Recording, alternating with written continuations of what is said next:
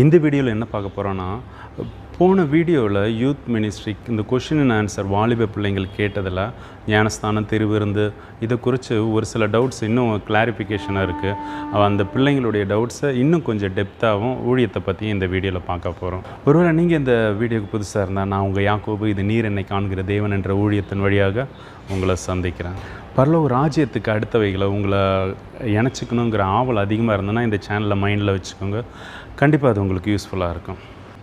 சரி, முதல்ல அதான் ஞானஸ்தானத்தை குறித்து நம்ம இன்னும் கொஞ்சம் டெப்த்தாக பார்க்கலாம். போன வாரத்தில் ஞானஸ்தானம் எதுக்கு கொடுக்குறோம் என்னென்னு பார்த்துருந்தோம். அந்த வீடியோ ஒருவேளை நீங்கள் பார்க்கலன்னா அதை நீங்கள் பாருங்கள், கண்டிப்பாக அது பிரயோஜனமாக இருக்கும். குறிப்பாக வாலிப பிள்ளைங்க, ஊழியத்தில் இருக்கிறவங்க, ஊழியத்தை துவங்கி இருக்கிறவங்க, கர்த்தர் உங்களை ஆசீர்வதிப்பார். சரி, இந்த ஞானஸ்தானத்தில் ஒரு சிலர் என்ன கேட்குறாங்கன்னா, அச்சு பிரதர், நாங்கள் வந்து சிஎஸ்ஐ சபையில் முழுகி ஞானஸ்தானம் எடுக்கல, தெளித்து தான் வந்து ஞானஸ்தானம் எடுத்தோம், அதுவும் சின்ன வயசுலேயே வந்து ஞானஸ்தானம் எடுத்தோம். இது எப்படி அப்போ நாங்கள் பரலோக ராஜ்யத்துக்கு பிரவேசிக்க முடியாதா, இல்லை திரும்ப முழுகி ஞானஸ்தானம் எடுக்கணுமா அப்படின்னு கேட்டாங்க.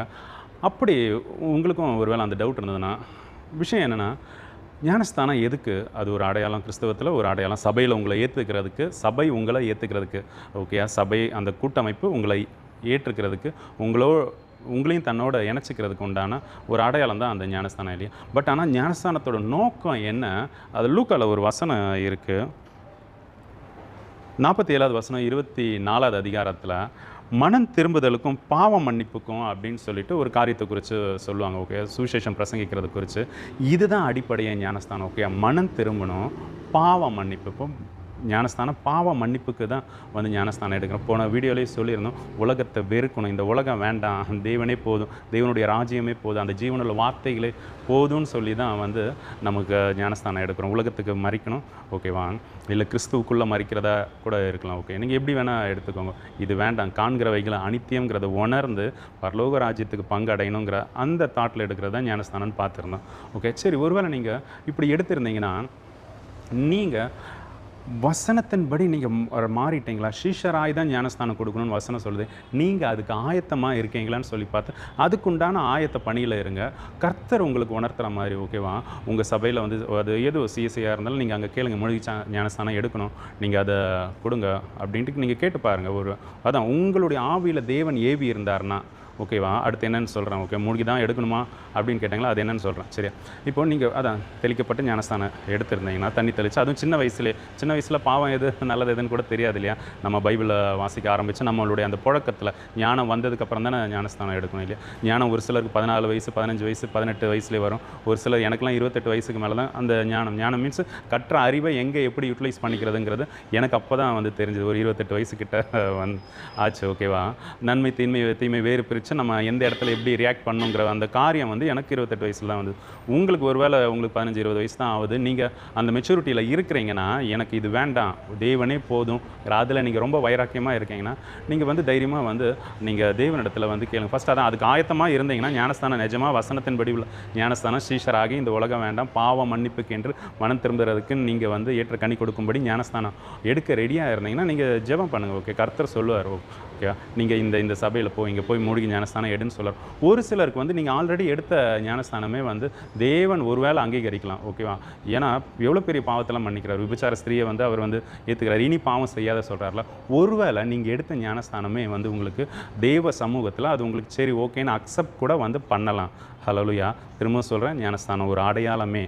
ஓகே, இப்படி தான் எடுக்கணும், தண்ணியில் முங்கி தான் எடுக்கணும், இப்படி முன்னாடி தான் முங்கணும், பின்னாடி தான் முங்கணும், அப்படி வந்து கிடையாது. ஓகே, ஏன்னா ஞானஸ்தானம் வந்து நம்ம யோவான் ஸ்நானம் வந்து வெளிப்படுத்தினார். ஓகே, பட் ஆனால் பழைய ஏற்பாட்டிலே மறைபொருளாக வந்து அமைக்கப்பட்டிருக்கு. என்னென்னா அது ஒரு சுத்திகரிப்பு. ஓகே, பரிசுத்தமாக்குறதுக்கு வந்து தேவன் என்ன சொல்லுவார், ஒவ்வொரு இப்போ வியாதியாக இருக்கிறவங்க, நிறைய விஷயத்துக்கு குஷ்ரோகம் இருக்கிறது, இது என்ன பண்ணுவார், போய் நீங்கள் குளிச்சுட்டு வாங்க, ஸ்நானம் பண்ணிவிட்டு வாங்கன்னு சொல்லுவாங்க. ஓகேவா, இப்போது அவங்க வந்து ஆசாரியன் இடத்துல வரும்போது ஆசாரியர் வந்து தெளிப்பார், தண்ணி தெளித்து வந்து அவங்கள அந்த பரிசுத்தத்தை பூர்ணப்படுத்துவார். ஓகே, அவங்க குளிச்சுட்டு வந்ததுக்கப்புறம் இது வந்து முன்னாடியே வைக்கப்பட்டிருந்த அமைப்பு. அதை தான் புதிய ஏற்பாட்டில் யோவான் ஸ்நானகன் வந்து தண்ணியில் முழுகி வந்து எடுக்கிறார். ஓகே, முழுகிறது ஒரு அடையாளம் தான், நம்ம ஃபுல் அண்ட் ஃபுல் நம்ம பாவம் கழுவப்பட்டது அப்படின்ட்டு. ஓகே, அது கரெக்டாக இயேசு கிறிஸ்து இந்த பெற்றோரோடு இருந்தாலும் அவர் மொத்தத்தில் வந்து தண்ணீரில் இருந்து முழுகி கரை ஏறும்போது பரிசுத்த ஆவியானவர் வராருல. அப்போது என்ன கேட்டால் நான் அப்படி தான். ஓகே, இயேசு கிறிஸ்து எப்படி ஞானஸ்தானம் எடுத்தார், முழுகி தான் ஞானஸ்தானம். அப்போ நம்மளுமே வந்து அப்படி எடுக்கலாமே. ஓகேவா, ஒருவேளை ஆறு குளம் அந்த மாதிரி இது உங்கள் பக்கத்தில் இல்லைன்னா நீங்கள் வந்து சர்ச்சில் தொட்டி கட்டி இருந்தால் அதில் கூட எடுங்க. நீங்கள் அதுதான் இது அடையாளம். திரும்ப திரும்ப 3வது தடவை சொல்கிறேன். ஓகே, ஜஸ்ட்டு ஒரு அடையாளம். ஆனால் நீங்கள் உள்ளே மாறுறது தான் காரியம். ஓகே, தயவு செஞ்சு இதை மாற்றிடாதீங்க. ஓகே, இந்த மாதிரி டவுட்ஸு இன்னுமே இதில் டெப்த்தாக ஏதாச்சும் இருந்ததுன்னா நீங்கள் கேளுங்க. ஓகேவா, கண்டிப்பாக உங்களுக்கு வந்து புரிய வைக்க முயற்சி பண்ணுறோம். அதே மாதிரி இந்த திருவிருந்து இருக்கு இல்லையா, திருவிருந்து இன்னும் கொஞ்சம் டீட்டெயிலாக சொல்லுங்கள் அப்படின்னு சொல்லியிருந்தாங்க. ஆக்சுவலாக திருவிருந்துங்கிறது புதிய ஏற்பாட்டினுடைய புதிய உடன்படிக்கையினுடைய ரத்தமாக இருக்குது, இயேசு கிறிஸ்துவனுடைய. ஓகேவா, அதாவது பழைய உடன்படிக்கை வந்து அது பழசாயிடுச்சு, அது சரியில்லைன்னு சொல்லி எபிரேயரில் வந்து இருக்குது. நீங்கள் 7வது அதிகாரம் 9வது அதிகாரம்லாம் நீங்கள் எபிரேயரில் உட்காந்து வாசிக்கும்போது தெரியும். ஓகே, பழைய அந்த பிரமாணம் போயிடுச்சு, பழைய உடன்படிக்கை வந்து மாறிடுச்சு, அது நீக்கப்பட்டது, அது குறைவுள்ளதாக இருந்தது. ஓகேவா, அப்போ புதிய உடன்படிக்கை வருது. அது எப்படி வருது? உடன்படிக்கை வந்து கவனன்ட்டு, அது ரத்தத்தினால தான் வந்து அது என்ன சொல்கிறது உறுதிப்படுத்துவாங்க அப்படின்ட்டு இருக்குது. ஓகேவா, அப்போது அதனால தான் வசனம் சொல்லுது, உலக தோற்றத்துக்கு முன்னாடி அடிக்கப்பட்ட ஆட்டுக்குட்டி அப்படின்னு நம்ம கர்த்தராக இருக்கிற கிறிஸ்து இயேசு இல்லையா. அப்போது நம்ம இயேசு கிறிஸ்துவனுடைய ரத்தத்தை தான் அவர் திராட்சரசமாக வந்து கொடுக்கும்போது சீஷர்கள்ட்ட அழகாக சொல்ல, இது என்னுடைய ரத்தம் தான். என்ன ரத்தம்? புது உடன்படிக்கைக்குரிய இது ரத்தமாக இருக்குது, இதில் இந்த பாத்திரத்தில் நீங்கள் பானம் பண்ணுங்க அப்படின்ட்டு. அதாவது அவருடைய ரத்தத்தை வந்து நம்ம குடிக்கிறோம், என்னுடைய மரணத்தை நினைவு கூறும்படி இதை பண்ணுங்கன்னு சொல்கிறார் இல்லையா. அப்போது நம்ம இந்த மாம்சத்தில் உள்ள பிளட்டு போய் அது இந்த உலகம் போய் இதில் வந்து தேவ கிறிஸ்துவனுடைய ரத்தத்தினால நம்ம வந்து கழுவப்படுறோம். ஓகே, கழுவப்படுறது 3, 1 ஞானஸ்தானத்தில், அதுக்கப்புறம் இயேசு கிறிஸ்துவின் ரத்தத்தினால, அதுக்கப்புறம் பரிசுத்த ஆவியானவருடைய புதிதாக்குதல்னால, அவருடைய அந்த கழுவுறதுனால நம்ம இப்படி சுத்திகரிக்கிறதெல்லாம் ப்ராசஸ் இருக்குது. சரியா, ஓகே, நான் திருவிருந்துக்கு வரேன். அப்போது இது வந்து புதிய உடன்படிக்கைக்குரிய அவருடைய ரத்தமாக இருக்குது இல்லையா. இதை பானம் பண்ணும்போது ரொம்ப ரொம்ப ரொம்ப ரொம்ப கேர்ஃபுல்லாக இருக்கணும். ஓகேவா, ஏன்னா 1 கொரிந்தியர் 11வது வசனத்தில் அழகாக ரொம்ப தெளிவாக பவுல் மூலிமா ஆவியானவர் எழுதியிருக்கார். என்னென்னா, இது அபாத்திரமாக போஜனபானம் பண்ணுறவர் உங்களில் சிலர் மரித்து இருக்கிறாங்க, நித்திரை அடைஞ்சிருக்காங்க, வியாதிப்பட்டிருக்காங்க. அப்போது நம்மை நாமே நிதானித்து அறிந்தோமானால் நாம் நியாயம் தீர்க்கப்படும் அப்படின்னு. அப்போது இந்த திருவிருந்து எடுக்கும்போது ரொம்ப கேர்ஃபுல்லாக எடுங்க. ஓகே, ஒருவேளை இது வரைக்கும் நீங்கள் எடுக்காமல் இருந்திருந்தீங்கன்னா, வசனத்தின்படி கரெக்டாக நீங்கள் மனம் திரும்பி கிறிஸ்துவனுடைய சாயலிருந்து அந்த ஸ்ரீஷருடைய தன்மையாக இருந்து எடுக்கலைன்னா, அப்போ இனி ஸ்ரீஷர் ஆகுங்க. அதுக்குன்னு திருவிருந்து எடுக்காமல் இருந்துடாதீங்க, கண்டிப்பாக எடுங்க. ஓகே, அதுக்கு வேண்டி தான் வந்து உங்களுக்கு வந்து சர்ச்சுங்கிற ஒரு ஃபவுண்டேஷன்லாம் வந்து கொடுத்துருக்கு. ஓகேவா, 5 வகையான ஊழியத்தை வச்சுருக்காங்க. நீங்கள் கண்டிப்பாக வந்து திருவிருந்து எடுக்கணும். சரியா, அப்போ அதுக்கு உங்களை வந்து சபை ஆயத்தப்படுத்தும். அப்படி ஆயத்தப்படுத்தாத சபைன்னா நீங்கள் தெய்வ சமூகத்தில் இருங்க, அவர் காட்டுற சபைக்கு நீங்கள் போங்க. அது 20-30 கிலோமீட்டர் தூரமாக இருந்தாலும் பரவாயில்ல. ஏன்னா அங்கே போனீங்கன்னா உங்களை வந்து கர்த்தர் உருவாக்குவார். அங்கே போகலைன்னா நீங்கள் இதுதான் பக்கத்தில் இருக்குது, இதுதான் கம்ஃபர்டபுள் ஜோனாக இருக்குது அப்படின்னு நினச்சிங்கன்னா உருவாகவே முடியாது. ஓகே, நீங்கள் தனியாக உட்காந்து பைபிள் வாசிக்கலாம், ஜெபிக்கலாம், துதிக்கலாம். ஓகே, எல்லா விஷயமும் வந்து தனியாகவே பண்ணலாம். ஓகேவா, ஆக்சுவலாக தனியாக பண்ணலாம். பட் நீங்கள் ஒரு ஸ்டேஜ் வர வரைக்கும் உங்களை தூக்குவிக்கிறாங்க இல்லையா, உங்களை வழி காட்டுறதுக்கு, உங்களை அப்படியே செப்ப நடுறதுக்கு கண்டிப்பாக அபிஷேகம் பண்ணப்பட்டவங்க வேணும். ஓகே, உங்களுக்கு மேலே ஒருத்தர் கண்டிப்பாக வேணும். நமக்கு மேலே இயேசு கிறிஸ்து ஆவியானவர் பிதாவாகிய தேவன் இருக்கார். ஆனாலுமே தேவன் நம்மகிட்ட ஸ்ட்ரைட்டாக இன்ட்ராக்ட் பண்ண முடியாது இல்லையா. அப்போ அப்படி உள்ள மனுஷங்களை உங்களுக்கு வந்து உங்களுக்கு தலைவராக ஒரு லீடராக, சர்ச் லீடராக இல்லை பாஸ்டராக அந்த மாதிரி ஊழியக்காரங்களாக வந்து வச்சுருப்பாங்க. அவங்க ஆலோசனையின்படி அவங்க கூட கொஞ்ச நாள் இருக்கும்போது தான் நம்ம கரெக்டாக கற்றுக்க முடியும். நம்மளுடைய ஊழியத்தை ஐடென்டிஃபை பண்ணி ஊழியம் நமக்கு இதுதான் வழி இதுவேங்கிற சத்தியம் கேட்டு அதில் ஸ்டெப் எடுத்து வைக்கிற வரைக்கும் கண்டிப்பாக ஒரு சபையில் இருக்கணும். ஒரு சபைன்னு சொல்கிறத விட ஒரு ஊழியக்காரரோட இருக்கணும். எப்படி வேணால் நீங்கள் வச்சுக்கலாம். ஓகே, ஒரு சிலருக்கு ஊழியக்காரரோட வச்சுருப்பாங்க, ஒரு சிலருக்கு சபையோட வச்சுருப்பாங்க. இந்த மாதிரி நிறைய வேரியேஷன்ஸ் இருக்குது. ஓகே, ஒரு சிலர் ஊழியக்காரரோட கண்டிப்பாக இருக்கணும், அப்பா இருந்தால் தான் மினிஸ்ட்ரி பண்ணணும் சொல்லுவாங்க. அது அவங்களுடைய கருத்து. ஓகே, கர்த்தர் எந்த மனுஷனையும் அவர் எப்படி வேணால் எடுத்து பயன்படுத்துவார், அவருக்கு விட்டு கொடுக்கணும். ஆனால் உங்களுக்கு மேலே ஊழியக்காரங்க இருக்கிறது நல்லது, இது மினிஸ்ட்ரிக்கு. ஓகே, திருவிருந்து இந்த விஷயத்துக்கு வந்து நீங்கள் கண்டிப்பாக சபையில் இருக்கணும், கண்டிப்பாக திருவிருந்து எடுக்கணும். ஒருவேளை நீங்கள் திருவிருந்து எடுக்கும்போது நீங்கள் ஆயத்தமாக இல்லை வச்சுக்கோங்களேன், அங்கே வசனம்லாம் இத்தனை வருஷம் இத்தனை மாதம் எடுத்தது நீங்கள் இப்படி எடுக்கலைன்னா இனி தயவு செஞ்சு ஒப்புரவாங்க. அந்த திருவிருந்துக்கு முன்னாடியே நீங்கள் சுத்திக்கிறீங்க. ஓகேவா, புதிய ஏற்பாடு எப்படின்னா திருவிருந்துக்கு உங்களை சுத்திகரிக்கணும்னு இல்லை. ஓகே, பலி செலுத்த போகும்போது பாவத்தை அறிக்கையிடணுங்கிறது கிடையாது. நீங்கள் 24/7 உங்கள் இருதயம் காக்கப்பட்டதாக இருக்கணும். அது புடமிடப்பட்ட அது சுத்த பொண்ணாவே அப்படி ஜொலிச்சுக்கிட்டே இருக்கணும். எப்படி ஒரு ஷோரூமில் போகும்போது அது காலையில் ஷோரூம் ஓப்பன் பண்ணும்போது அது வண்டியாக இருந்தாலும் எதாக இருந்தாலும் தொடச்சி அப்படியே க்ளீன் பண்ணி வைப்பாங்க இல்லையா. அதே மாதிரி நீங்கள் உங்களுக்கு சரீரத்தில் ஜீவன் இருக்குன்னா நீங்கள் பரிசுத்தமாக தான் இருக்கணும். ஓகேவா, இது வந்து பரிசுத்த பிதாவினுடைய ஆட்சி. ஓகே, பரிசுத்த ஆவியானவருடைய காலம். ஓகே, நீங்கள் அவருக்கு விட்டு கொடுங்க, அவர் உங்களை பரிசுத்தமாக்குவார். ஓகே, நம்மளால் முடியாது. ஓகே, நானே பரிசுத்தமாக்குகிற கர்த்தர்னு சொல்லியிருக்கார். அப்போது பரிசுத்தம்னா என்னன்னு வேறு அது இன்னும் கொஞ்சம் இன்டெப்த்தாக போகும். நீங்கள் அதுக்கு விருப்பப்படுங்க. ஓகே, தெய்வத்துவத்தை அறிஞ்சுக்கோங்க, அவருக்கு விட்டு கொடுங்க. அப்போ நீங்கள் உங்களை அந்த கரெக்டாக சீஷராக இருந்து பாவம் உலகம் வேண்டான்னு சொல்லிவிட்டு நீங்கள் அந்த பரலோக ராஜ்யத்தில் பிரவேசிக்கிற உண்டான ஸ்டெப்பு தான் இது எல்லாமே. ஓகே, நீங்கள் அப்படி தான் திருவிருந்து எடுக்கணும். கண்டிப்பாக எடுங்க. இது புதிய உடன்படிக்கை, நியாயப்பிரமாணமே கிடையாது. திருவிருந்து காரியம் இதுதான். ஓகே, நம்ம கரெக்டாக இருந்து தேவனோடு இருந்து அந்த மரணத்துக்குள்ளாகி ஓகே அவருடைய ரத்தத்தை பானம் பண்ணி நம்ம புதிய உடன்படிக்கைக்குள்ளே பிரவேசிக்கலாம். அந்த புதிய உடன்படிக்கையினுடைய பேர் மெல்கிசதேக்கின் முறைமை. ஓகேவா? அந்த ஒரு பாத்வேல தான் நம்ம உள்ளே போகிறோம். சரி, இப்போ ஊழியத்தை பற்றி கேட்குறாங்க. ஓகே, ஊழியம் எப்படி யாரெல்லாம் பண்ணலாம், எப்படி? ஏன்னா ஒரு சில இதெல்லாம் அபிஷேகம் பண்ணப்பட்டவங்க தான் ஊழியம் பண்ணணும்னு சொல்கிறாங்க. அப்படி தானே? அப்போ நாங்களாம் வந்து இப்போ சண்டே கிளாஸ் இதெல்லாம் பண்ணுறோமே, இதெல்லாம் வந்து ஊழியத்தில் கணக்கில் வராதா? எங்களுக்கெல்லாம் வந்து பிள்ளைங்களுக்கு சொல்லிக் கொடுக்கணுங்கிற வாஞ்செல்லாம் இருக்குது. நாங்களாம் ஊழியம் அதான் சில்ட்ரன்ஸ் மினிஸ்ட்ரியிலேருந்தே ஆரம்பிக்கிறாங்க. இது செய்யக்கூடாதா? இல்லை வேறு இன்னொரு ஊழியர் கூட இப்போ உங்கள் கூடலாம் வரக்கூடாதா? நீங்கள் வெளியே இந்த ஹவுஸ் விசிட் இந்த மாதிரிலாம் போகும்போது, இல்லை வேறு ஏதாவது ஊழிய இடத்துக்கு போகும்போது வரக்கூடாதா, கூட இருக்கக்கூடாதா, அந்த மாதிரி கேட்குறாங்க. ஒருவேளை அப்படி இருந்தீங்கன்னா நல்லா தெரிஞ்சுக்கோங்க. மத்திய 10வது அதிகாரத்தில் சீஷர்களை அபிஷேகம் பண்ணப்படுறதுக்கு முன்னாடி அவங்க அபிஷேகம் பண்ணப்படுறது அது பரிசுத்த ஆவியானவருடைய நிறைவில் இருக்குது. நிறைவு வருது அவங்களுக்கு அப்போஸ்தலர் 2வது அதிகாரம் 4வது வசனத்தில் இருந்தால். ஆனால் மத்திய 10வது அதிகாரத்தில் இயேசு கிறிஸ்து வந்து இஸ்ரேலர்களுக்கு உள்ள அனுப்புகிறார். எதுக்கு? சுவிசேஷம் பிரசங்கிக்கவும், வியாதிகளை சுஸ்தமாக்கவும், பிசாசனுடைய கட்டிலேருந்து விடுபடவும் வந்து அவங்கள அனுப்புகிறார். காணாமற் போன வீட்டாராகி அந்த இஸ்ரேல் ஜனங்களுக்கு முன்னாடி அனுப்புகிறார். என்ன? மினிஸ்ட்ரி. ஓகேவா? ஒரு மிஷனை கொடுத்து அனுப்புகிறார் இல்லையா? நீங்கள் தாராளமாக மினிஸ்ட்ரி பண்ணலாம். பட் மினிஸ்ட்ரினா என்னன்னு முதல்ல தெரிஞ்சுக்கணும். ஆக்சுவலாக இது பேர் நம்ம வேர்ல்ட்லி பார்க்கும்போது சர்ச்சஸில் பார்க்கும்போது இது ஊழியம் சொல்கிறாங்க. இது ஊழியம் கிடையாது. இது வந்து சுவிசேஷம் அறிவித்தல் அப்படின்னு சொல்லலாம். இல்லை சுவிசேஷ பாரம், இல்லை ஆத்ம பாரத்தில் நமக்கு தெரிஞ்சதை நம்ம தாளந்து இது எல்லாத்தையும் நம்ம கர்த்தருக்குன்னு வெளிக்கொண்டு வர்றது ஊழியம் கிடையாது. ஓகே, இது ஆத்ம பாரத்தில் செய்கிறது, இல்லை சுவிசேஷ தாகத்தில் செய்கிறது. இப்படி எது தேவனுடைய கிறிஸ்துவனுடைய அன்புனால நெருக்கியப்பட்டு கர்த்தருக்கு செய்கிறது அப்படி வச்சுக்கலாம். ஓகேவா? எதை செய்தால் இது எல்லாமே வந்து வசனத்துக்குள்பட்டு தான். ஓகே, எதை செய்தால் குடித்தாலும் புதுசாலும் எது செஞ்சாலும் நீங்கள் கர்த்தருக்குன்னு செய்யுங்கன்னு சொல்லுது அதன்படி. ஓகேவா? ஆனால் மினிஸ்ட்ரினா என்னென்னா, நல்லா மினிஸ்ட்ரியோட அவுட்லைன் ஃபஸ்ட்டு சொல்கிறேன் கேட்டுக்கோங்க. மினிஸ்ட்ரினா என்னென்னா, இது வந்து கிறிஸ்து இயேசு அழகாக நமக்கு ஒரு வசனத்தை சொல்லியிருக்காரு. ஓகேவா? என்ன? பலவான முந்தி கட்டா வீடில் அவனுடைய வீட்டுக்குள்ளே புகுந்து அவனுடைய பொருளை கொள்ளையாடிட்டு வர ஒருவனாலும் முடியாது அப்படின்ட்டு.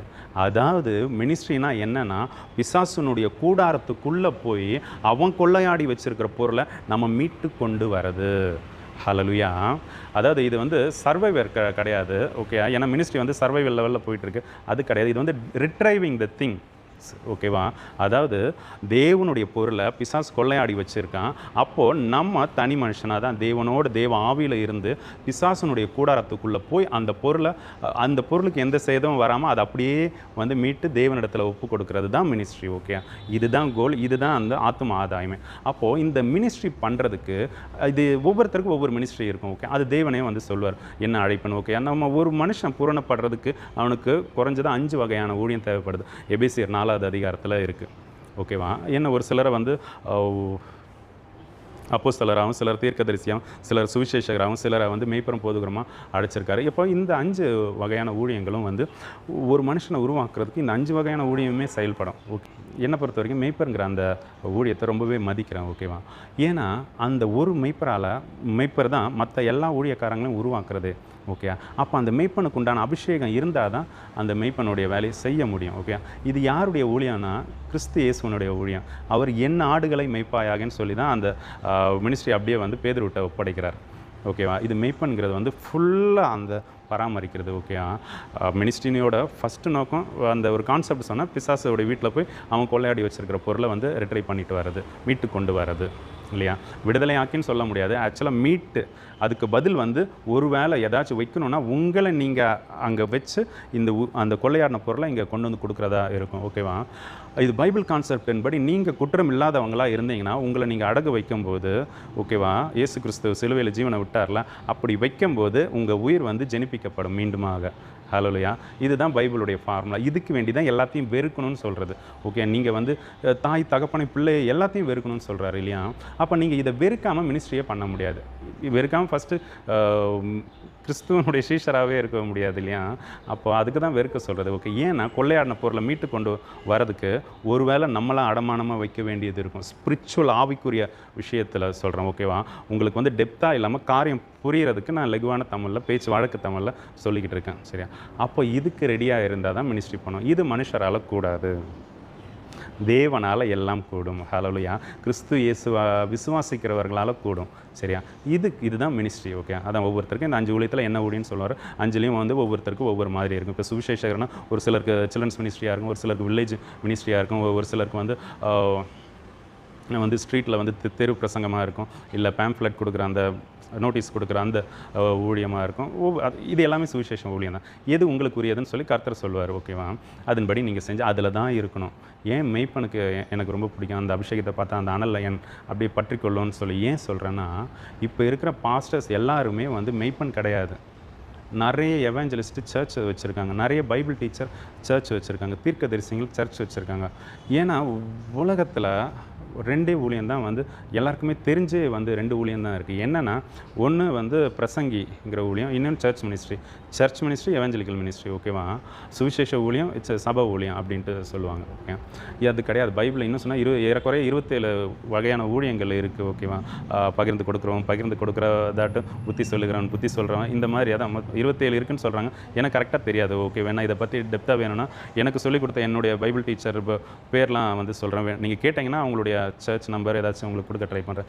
என்னுடைய டீச்சர் யாருன்னா எம்டி ஜெகன் அண்ணா, ஸ்டீஃபன் அண்ணா. அவங்க வந்து லைலா காலேஜ் கிட்ட சர்ச் இருக்குது, ரிவைவல் பிளஸிங் சர்ச்னு. அப்புறம் பிரகாஷ் பாஸ்டர், அவர் சர்ச் மயிலாப்பூரில் இருக்குது. வேறு 2 பேர் இருக்காங்க. இது எதுக்காகனா, பிள்ளைங்களுக்கு என்ன டவுட்ஸ்னால், இப்போது ஊழியர் கூட ஒரு பாஸ்டர் கீழே அசிஸ்டண்ட்டாக இருக்கும்போது அவங்க மென்டாலிட்டி, அந்த பாஸ்டர் என்ன பண்ணுறாரு, என்ன திணிக்கிறாருன்னா, இவங்களுக்கும் வந்து ஒன்று அவர் கீழே அசிஸ்டண்ட்டாக கடைசி வரைக்கும் இருக்கிற மாதிரி மென்டாலிட்டி கொண்டு வராங்க. இல்லை இன்னொரு சபையை அந்த பாஸ்டர் கட்டி கொடுக்குற சபையோ, இல்லை அவர் மூலியமாக உள்ள, இல்லை தனியாக சபையோ இது பண்ணி பாஸ்டர் ஊழியம் மட்டும்தான் வந்து இது பண்ணுறாங்க. ஒரு பாஸ்டர் கீழே இருந்தால் பாஸ்டருக்கு ஏற்ற இது தான் சொல்லிக் கொடுக்குறாங்க.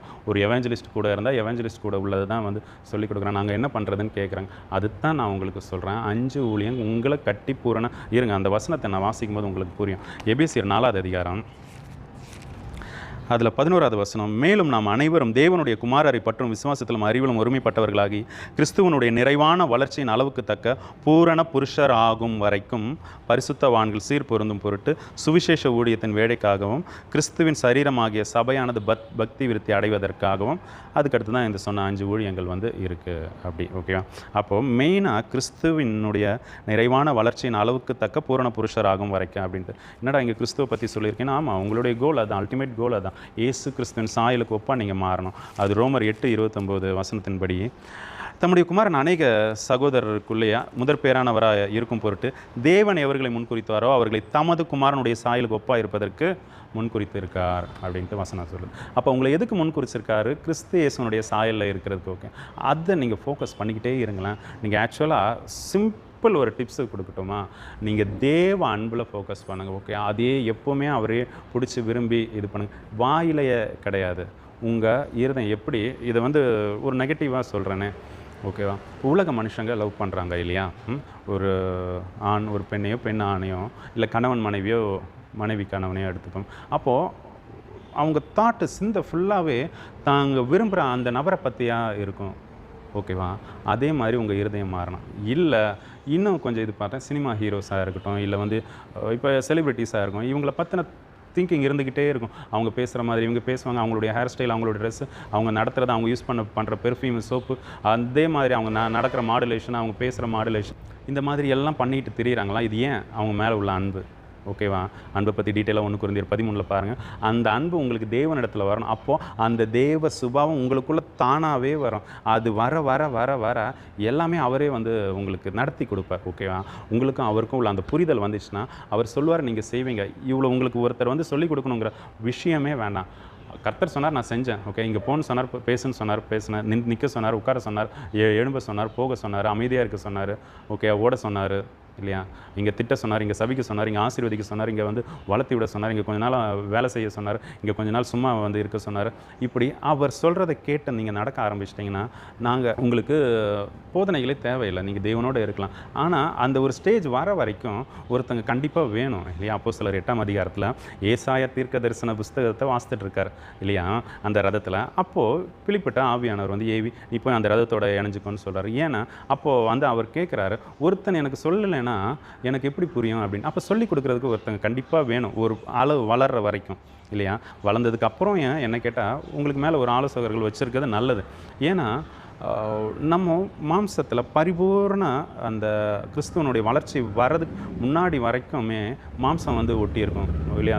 சங்கீதக்காரர் சொல்கிறாரு, ஆத்துமாலம் மண் ஒட்டிகிட்டு இருக்கு அப்படின்னு. அப்போது அந்த நிலையில் இருக்கும்போது நம்ம 100% தேவனுடைய காரியங்களை செய்கிறதுக்கு தடுமாற்றமாக இருக்கும்.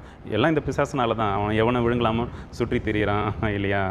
அதனால் ஓகே. அப்போது ஒரு இடத்துல தீர்மானம் எடுக்க முடியல. தெய்வ சித்தம் இன்னதுன்னு பகுத்தறிகிற அந்த ஞானம் இல்லை, அந்த பொறுமை இல்லை, அந்த காத்திருக்கிற அனுபவம் ஒவ்வொரு ஸ்டேஜில் வரும். ஓகே, அது எவ்வளோ பெரிய ஊழியக்காரங்களாக இருந்தாலும் வரும். மேபி வெளியே சொல்லாமல் இருக்கலாம், நிச்சயமாக வரும்.